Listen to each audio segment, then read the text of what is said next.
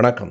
நான் சுபவீரபாண்டியன். ஔவையாரின் ஆத்திச்சூடியில் ஒப்புரவு ஒழுகு என்று ஒரு தொடர் இடம்பெற்றிருக்கிறது. இந்த ஒப்புரவு என்றால் என்ன? திருவள்ளுவரும் அறத்துப்பாலில் 22வது அதிகாரமாக ஒப்புரவு அறிதல் என்று ஒரு அதிகாரத்தை அமைத்திருக்கிறார். ஒப்புரவு என்பது உலக நடை. ஒப்புரவு என்பது உலகத்தோடு ஒட்ட ஒழுகுதல். ஒப்புரவு என்பது சமூகத்தில் ஒருவருக்கொருவர் உதவி வாழ்தல். இதனை வள்ளுவர், ஔவையார் போன்றவர்களெல்லாம் திரும்ப திரும்ப சொல்லுவதற்கு காரணம், ஒரு தனி மனிதன் நல்ல மனிதனாக இருப்பதோடு அவன் ஒரு சமூக மனிதனாகவும் இருக்க வேண்டும் என்பதற்காகத்தான். திருக்குறளை நாம் பார்த்தால் அறத்துப்பால் இப்படி பிரிக்கப்பட்டிருக்கும். முதல் 4 அதிகாரங்கள் பாயிரம், அதாவது முன்னுரை. 5வது அதிகாரம் தொடங்கி 21வது அதிகாரம் வரைக்கும் ஒரு தனி மனிதனுக்கு சொல்லப்படுகிற அறவுரைகளும் அறிவுரைகளும். நீ அன்புடையவனாக இரு, பயனில பேசாதே, புறங்கூறாதே என்று தனி மனிதனுக்கான எல்லா கருத்துரைகளையும் சொல்லும் வள்ளுவர் 22வது அதிகாரமாக ஒப்புரவு அறிதலை